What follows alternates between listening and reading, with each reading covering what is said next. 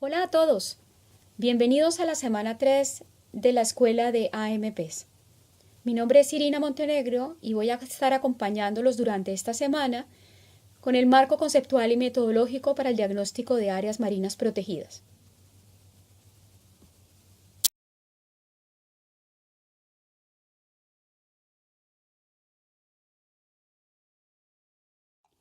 En esta presentación abordaremos qué es el diagnóstico, cómo nos vamos a preparar para realizar un diagnóstico adecuado y cuáles son los pasos y herramientas del diagnóstico.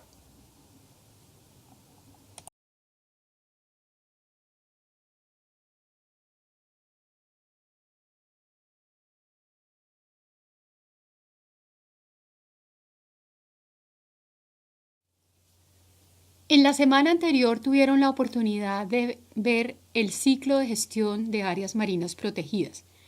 La primera etapa del ciclo se enfoca en el diseño o planificación y el primer paso habla del diagnóstico. Y el diagnóstico permite conocer cuál es la situación actual o de contexto en la que estás inmersa el área protegida. Esto nos ayuda a comprender cuál es la realidad en la que está el área, pero también identificar cuáles son las oportunidades y desafíos para su manejo efectivo. Dos elementos son claves para el desarrollo del diagnóstico: información y la otro elemento es participación. Antes de empezar el diagnóstico es importante resolver algunas dudas que se convierten en condiciones habilitantes. La primera es determinar para qué queremos hacer el diagnóstico. ¿Cuál es el ámbito? ¿Con quién lo vamos a construir? ¿Qué información necesitamos para hacer el diagnóstico? ¿Cuánta de esas sí tenemos y cuántas es un vacío de información? ¿Quiénes son las personas tomadoras de decisiones en el proceso de aprobación del plan de manejo? ¿Y qué otros actores son claves para asegurar la apropiada implementación del mismo? La primera condición sería definir cuál es el ámbito del diagnóstico. En otras palabras, en dónde se va a aplicar o cuál es el propósito mismo del diagnóstico. Entonces, en ese sentido, las preguntas que tenemos que hacernos es si el diagnóstico se va a hacer sobre un plan de manejo de toda un área marina protegida o es el plan de manejo intersectorial que involucra no solamente el área marina protegida, sino su entorno o una red de áreas marinas protegidas, o si estamos hablando de un plan sectorial que se refiere a uno de los componentes del plan de manejo y que puede ser en una especie, para su conservación, en educación ambiental o comunitario, un plan comunitario. La segunda condición habilitante tiene que ver con la conformación del equipo de trabajo. Una vez tengo más claro cuál es el ámbito del diagnóstico, en dónde voy a realizar el diagnóstico, tengo que definir con quién voy a trabajar, qué tipo de capacidades son las que necesito para la formulación del plan, cuáles de esas tengo y cuáles de esas debo cubrirlas a través de consultorías o a través de alianzas con actores claves en el territorio o a nivel nacional. Este modelo presenta algunos de los tipos de actores que hay que considerar en el equipo de trabajo y en la siguiente slide ustedes pueden ver un modelo de tabla que permite sistematizar las capacidades y las personas que pueden formar parte del equipo de trabajo.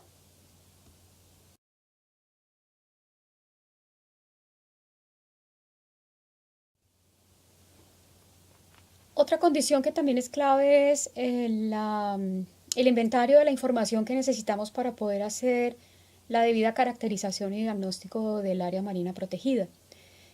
De acuerdo a algunos autores, en esta etapa, cuando se analiza la información, también se puede avanzar en la caracterización del área protegida. Hay que analizar si nosotros queremos hacer la caracterización acá o la podemos incluir dentro del capítulo de diagnóstico. Pero básicamente los puntos que hay que tener en cuenta acá es poder identificar cuál es la información que necesitamos, si está disponible o no disponible, cuáles son las fuentes de información que tenemos, algunas veces es secundaria, pero algunas otras veces podemos contar con recursos suficientes para poder levantar nuestra propia información. Es importante determinar cuál es la calidad de la información a la que tenemos acceso y poder identificar cuáles son los vacíos de información que de alguna manera nos puede dar elementos para definir un plan de trabajo para cubrirlos. La última condición tiene que ver con la gobernanza del proceso mismo y que por proceso me refiero a la construcción del plan de manejo. Este tema lo vamos a ver en las siguientes semanas en mayor profundidad, pero cuando uno va a hacer el diagnóstico tiene que tener claridad sobre quién toma las decisiones de manejo en el área marina protegida y quién va a ser la autoridad que va a aprobar el plan o las autoridades que van a aprobar el plan. Y esto tiene que ver con el modelo de gestión o de gobernanza que tiene el área marina protegida. Es importante tener claridad sobre eso, si es una autoridad ambiental la que toma las decisiones en el área marina protegida o si es un modelo compartido de gobernanza. Esto es muy clave tenerlo en cuenta desde el principio porque de esa manera podemos incorporar dentro del equipo de trabajo a los tomadores de decisiones o de pronto en etapas posteriores en procesos de participación a los actores que de alguna manera van a asegurar la apropiada implementación del plan.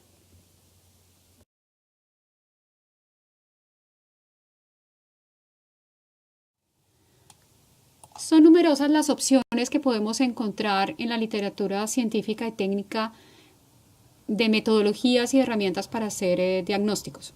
Nosotros vamos a abordar brevemente o mencionar algunas de ellas, pero especialmente nos vamos a enfocar en los estándares abiertos para la conservación.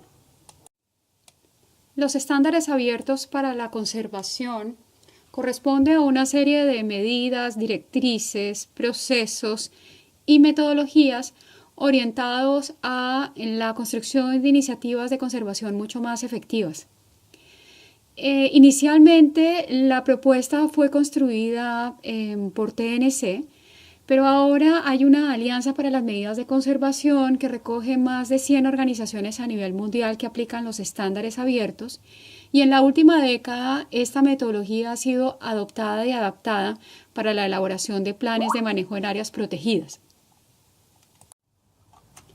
El primer paso en el diagnóstico es identificar cuál es el alcance o los límites o cobertura del plan de manejo. El alcance puede ser de dos tipos, o alcance geográfico cuando estamos hablando de un área o un sector determinado, o temático cuando estamos hablando de un tema como puede ser turismo, conservación o educación ambiental. El propósito de definir un alcance es tener mucha más claridad de en qué y dónde vamos a hacer el diagnóstico y por tanto en qué y dónde se va a focalizar el plan de manejo. Esto permite también ser mucho más eficientes a la hora de determinar cuáles son los recursos, los tipos de procesos y las alianzas que vamos a establecer para la implementación del plan de manejo y también permite delimitar de mejor manera cuál es el impacto esperado del plan. El alcance se puede determinar en función también de la información que tengamos. En este ejemplo, el alcance es bastante general. Es la ecorregión del arrecife mesoamericano. A medida que el equipo cuente con mayor información, podrá afinar el alcance. En este caso es ecorregión del arrecife mesoamericano y cuencas hidrográficas adyacentes. En este caso, el equipo de trabajo tiene mayor información para poder definir un alcance geográfico y temático mucho más claro. Sitios prioritarios de arrecifes mesoamericanos identificados mediante una evaluación ecorregional. Sin embargo, como mencionamos anteriormente, el alcance no solamente es geográfico, también puede ser temático. Si nos referimos a un plan de turismo de intereses especiales, el alcance podría ser sectores dentro del área marina protegida y atributos del paisaje que tienen un interés turístico. Para un plan de conservación de especies, el alcance podría ser áreas de nidificación de tortugas. Si el plan que estamos desarrollando es de educación ambiental, nuestro alcance podría ser comunidades locales aledañas al área marina protegido y nos enfatizamos en el grupo de los niños. Ya entendido qué es el alcance, tanto geográfico como temático, ¿cómo lo construimos? Lo primero es Reunir a los actores pertinentes en el territorio para poder definir con mayor precisión el alcance. Y para eso se pueden usar mapas que nos ayuden a identificar los límites del área marina protegida, pero también la zona de transición que se quisiera incorporar dentro del análisis. Se pueden listar los sectores más importantes del área marina protegida o las temáticas claves que abordaría el plan. Es importante verificar cuáles son los temas de interés con los actores claves del área marina protegida y finalmente se llega a acuerdo de cuál es el alcance geográfico y temático. Una vez identificado el ámbito, necesitamos empezar a identificar los objetos. Los objetos vienen a ser los atributos de la biodiversidad que queremos conservar y por los cuales fue creada el área marina protegida. Los objetos de conservación o de biodiversidad pueden estar organizados en diferentes niveles de organización biológica, como especies, como ecosistemas, como paisajes e incluso procesos ecológicos. Generalmente representan en conjunto toda la gama de la biodiversidad en el área marina protegida y es a través de la conservación que podemos asegurar que otros elementos de la biodiversidad estén protegidos dentro del área marina. Seguramente a través del levantamiento de información que ustedes tengan sobre el área marina protegida pueden salir listados bastante extensos de los potenciales objetos de conservación. Es importante evaluarlos en función de algunos criterios para que el plan de manejo pueda enfocarse principalmente en los objetos que puedan ser más críticos o más estratégicos de conservar. Entonces aquí hay una sugerencia de criterios. Lo primero es que representen o sean representativos de la biodiversidad del área. Generalmente se recomienda que representen objetivos a escala de paisaje, pero no siempre es aplicable en todos los casos. Los objetos de conservación de alguna manera tienen que tener algún grado de amenaza y debe ser, por tanto, estratégico conservarlos. Debe también considerarse que debe ser factible su conservación y debe contar el área marina protegida con información suficiente y permanente que permita y haga viable su monitoreo. Si bien en los planes de manejo de áreas marinas protegidas se suele relevar los valores de biodiversidad y de conservación, es importante también considerar los beneficios derivados de su creación. De acuerdo a la metodología de estándares, los objetos de bienestar humano vienen a representar esos tipos de aspectos del bienestar que de alguna manera pueden estar afectados si se pierde el objeto de conservación de biodiversidad. La metodología aborda la evaluación de ecosistemas del milenio, donde se describen 5 dimensiones del bienestar humano: las necesidades materiales, la salud, las buenas relaciones sociales, la seguridad, la libertad y el poder de elección. Una vez identificados los objetos de conservación, ahora procedemos a identificar los objetos de bienestar humano. Ahora, ¿cómo lo hacemos? Principalmente hay que hacer un listado sobre los potenciales objetos de bienestar humano que vienen a ser los beneficios que recibe la población por la existencia de los objetos de conservación. Y esto se hace vía servicio ecosistémico. En la slide siguiente ustedes pueden ver el listado de servicios ecosistémicos de acuerdo a la evaluación de ecosistema del milenio del 2003. Una vez identificadas los servicios ecosistémicos y tenemos el listado de los potenciales objetos de bienestar humano, asociamos el objeto de conservación, el servicio ecosistémico que presta y el beneficio o el potencial objeto de bienestar humano. Priorizamos en función de qué tan estratégica es su conservación o manejo y qué tan viable es su monitoreo.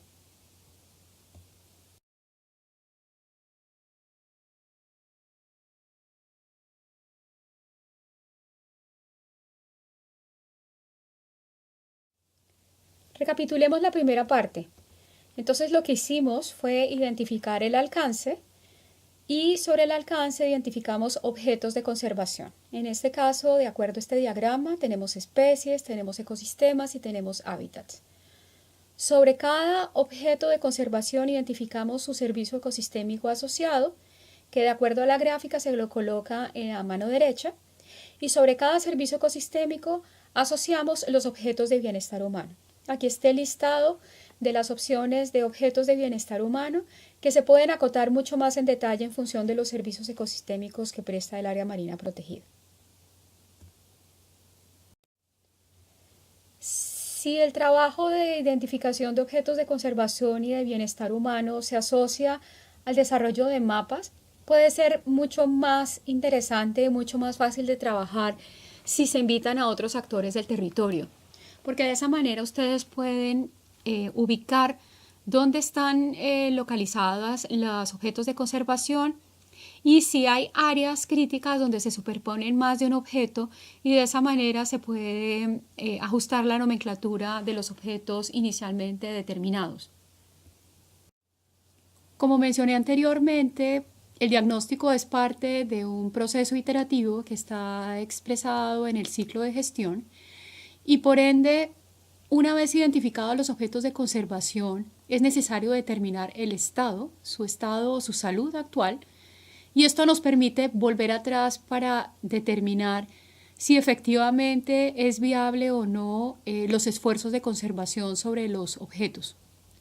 El análisis de viabilidad, por tanto, es una herramienta que permite determinar la salud en función de la resistencia que tenga este atributo de biodiversidad a mantenerse frente a las amenazas y la resiliencia que viene a ser la capacidad que tiene de recuperarse incluso cuando la amenaza haya sido extirpada.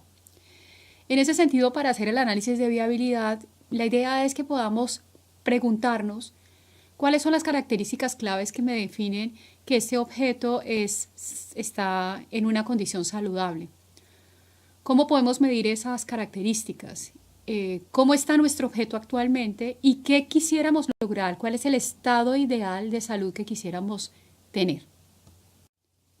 Entendido qué es un análisis de viabilidad, ahora tenemos que empezar a preguntarnos cómo determinamos la viabilidad de un objeto de conservación. Y para eso hay un elemento clave que se llaman atributos ecológicos claves. Estos vienen a ser características o cualidades de la biología o de la ecología de un objeto de conservación que, si están presentes, me determinan que el objeto está en una buena condición, pero si están ausentes me van a llevar a la degradación o a la pérdida de ese objeto. En el recuadro ustedes pueden ver algunos ejemplos de los atributos ecológicos claves que se pueden determinar en dos objetos de conservación. Los atributos ecológicos claves pueden ser de diferentes tipos, pero para entenderlos de mejor manera consideremos tres categorías.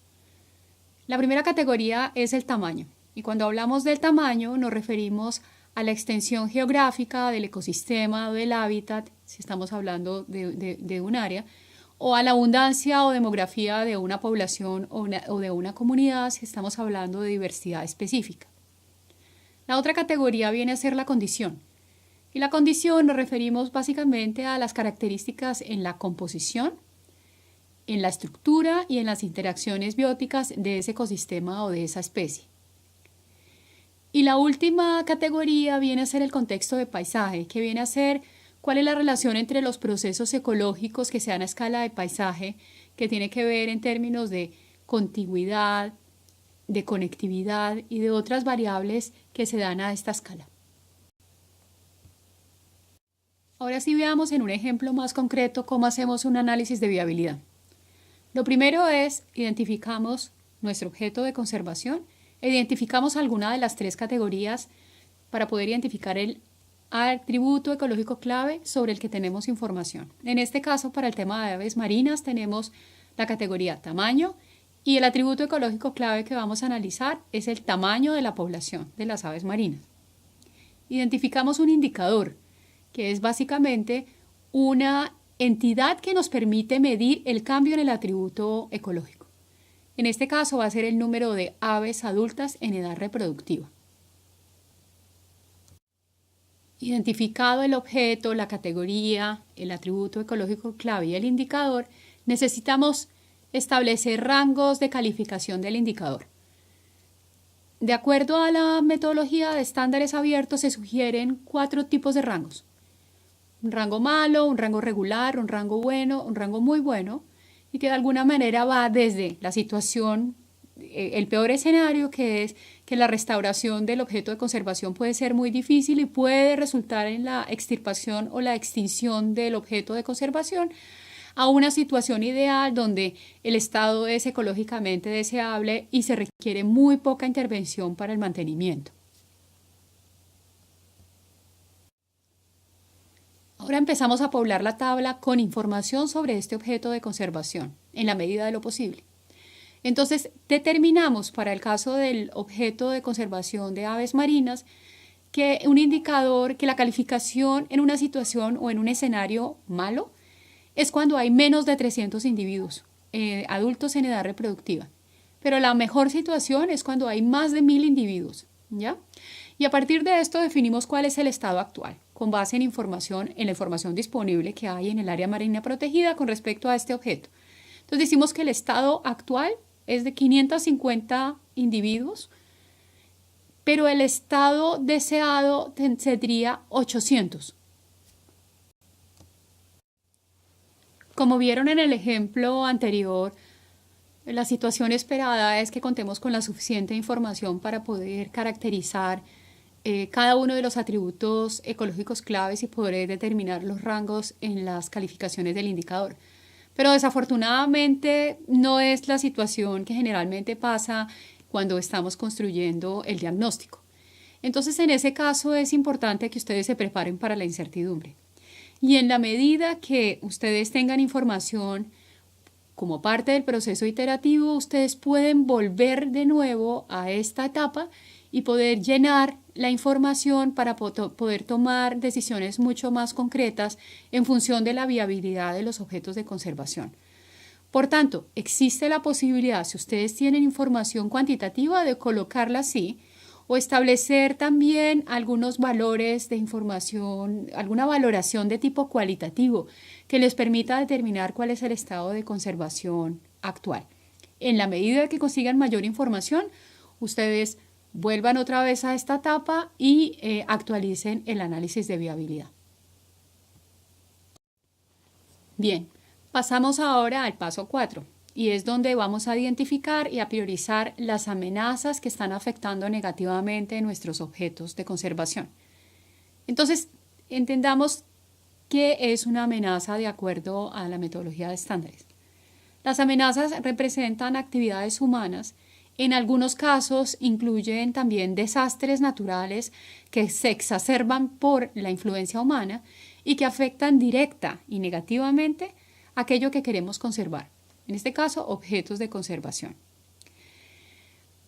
Hay algunos autores que definen, o sea, que a esta definición lo llaman también presión.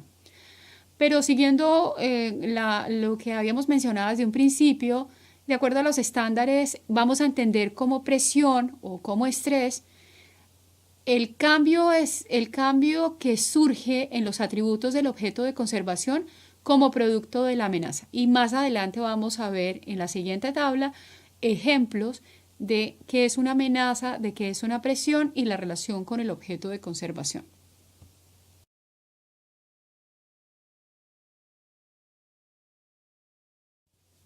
De la misma manera que nos pudo pasar con la identificación o el listado preliminar de objetos de conservación, que puede ser muy extenso, aquí también nos puede pasar lo mismo, que hagamos un listado de amenazas y pueden ser muy extensas. Y como parte del plan de manejo necesitamos priorizar en cuáles de manera estratégica vamos a abordar con los recursos disponibles que tenga el área marina protegida. Entonces, la recomendación primero es identificar y enumerar cuáles son las amenazas que afectan cada uno de los objetos de conservación y a los cuales, para tener mayor información, se le pueden agregar los efectos a las presiones. Ahora, basado en criterios, podemos empezar a calificar cada una de las amenazas que afectan los objetos de conservación y, revisadas esas calificaciones, podemos determinar o tomar una decisión informada de si nos vamos a enfocar en aquellas que tengan las calificaciones mayores o de pronto algunas de las que tengan calificación media. Existen diferentes ejemplos de criterios que pueden ser tenidos en cuenta para la priorización de amenazas. En esta slide me voy a referir a 3 de ellos que son los que han sido más usados por los estándares. El primero tiene que ver con la cobertura, que viene a ser cuál es la proporción del objeto de conservación que ha sido afectado por esta amenaza en un rango de 10 años. Cuando hablamos de proporción, no solamente nos referimos a superficie o área, sino nos podemos referir al tamaño de las poblaciones que han sido afectadas en el caso de especies. El segundo criterio tiene que ver con la severidad y que es en esa proporción del objeto de conservación, cuál ha sido el grado de daño que ha tenido este objeto a causa de la amenaza. El último criterio tiene que ver con qué tan reversibles pueden ser los efectos causados en el objeto de conservación o cuál es la posibilidad de restauración si la amenaza es controlada. En la siguiente tabla ustedes pueden ver un ejemplo de cómo se sistematizan las diferentes calificaciones de acuerdo a los criterios analizados anteriormente para 3 objetos de conservación. Entonces aquí el equipo de trabajo lo que hace es que determina un rango de calificación de 1 a 4, 4 siendo la situación más complicada, digamos, donde la cobertura, la proporción, en el caso acá, la proporción del objeto de conservación que ha sido afectado por la amenaza es más complicada. Y 1 para el escenario que no, donde los impactos de la amenaza no son tan severos. Entonces, a partir de eso, al final la calificación, ellos deciden calificar el promedio con un rango de colores de rojo, amarillo y verde para determinar de manera mucho más gráfica cuáles son aquellas amenazas que son más críticas y que de pronto son en las que se tiene que enfocar el plan de manejo. Algo que es importante de este tipo de tablas es que igual pueden empezar a identificar ustedes cuáles son las amenazas que afectan a más de un objeto de conservación de manera crítica y cuáles objetos de conservación son los que son más vulnerables a las amenazas identificadas. Para hacer esto, sin embargo, hay que tener en cuenta que el análisis tiene que ser 1 a 1. Amenaza analizado por cada uno de los objetos de conservación, porque no de la misma manera una amenaza afecta a todos los objetos de conservación.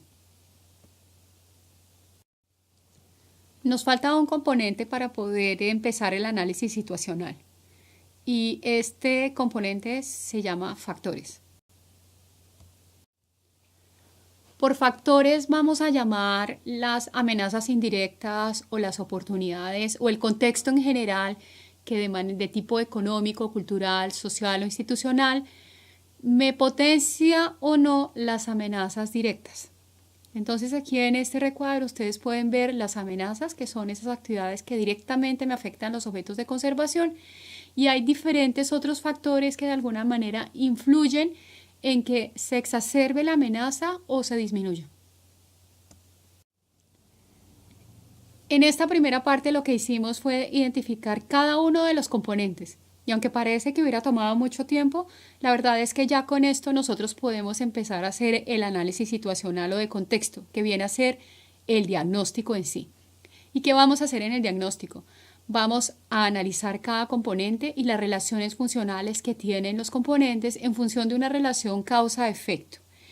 Este tipo de relaciones también debe reflejar los intereses de las partes interesadas con los diferentes factores que se han identificado y la manera como estos afectan a los objetos. Son muchas las herramientas también disponibles para hacer el análisis situacional o de contexto. En las siguientes fotografías ustedes van a ver algunos ejemplos sobre análisis de árboles de problemas, que también los vimos en el curso de gestión de proyectos del año pasado, análisis de causa raíz, FODAS, PEST, mapas de sistemas, mapas de redes, barreras institucionales, pero para el caso de esta semana vamos a ahondar un poco en el desarrollo de modelos conceptuales. El modelo conceptual es un diagrama que retrata la problemática en general o el contexto dentro del alcance geográfico y temático del plan de manejo. El modelo conceptual es, por tanto, un diagrama que acompaña la descripción del análisis situacional, no lo reemplaza, ¿sí? Sino que de alguna manera muestra cuáles son las relaciones de una manera mucho más visual. Entonces, cuando hacemos un análisis situacional, debe haber la parte descriptiva donde podemos explicar cuáles son los componentes y cuál es la relación que hay entre ellos, y lo acompañamos con el diagrama que simplifica ese mapa mental. Entonces, el modelo conceptual, por ende, muestra las principales fuerzas que hay, sean amenazas, oportunidades. También es importante relevar las oportunidades que influyen en la biodiversidad que tenemos en el área protegida y pues, nos ayuda a establecer justamente esa relación causa-efecto que hay entre dichas fuerzas. Para que un modelo conceptual sea funcional y no se convierta en algo demasiado complejo que sea demasiado difícil de entender, es importante tener en cuenta las siguientes condiciones. Primero, tiene que representar una fotografía de un sitio determinado y no tiene que ser una fotografía realista, sino una fotografía estructural de los principales componentes que hay en el momento, los más relevantes. Debe mostrar las relaciones que hay entre los diferentes elementos, factores, amenazas, objetos, servicios ecosistémicos, y donde destaque cuáles son las mayores amenazas directas y las mayores amenazas indirectas y oportunidades. Presenta, por tanto, solamente los factores más relevantes, pero está basada en información y en el análisis que hizo el equipo de trabajo inicial sobre cuál es la problemática del área marina protegida. Por tanto, resulta de un esfuerzo en equipo.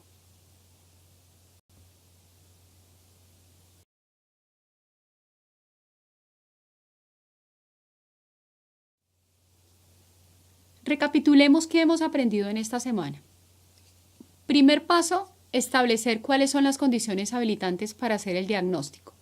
Responder, por ende, preguntas relacionadas con cuál es el ámbito del diagnóstico, dónde voy a aplicar el diagnóstico, cuál es el equipo de trabajo que necesito crear para formular el plan de manejo y para determinar el diagnóstico.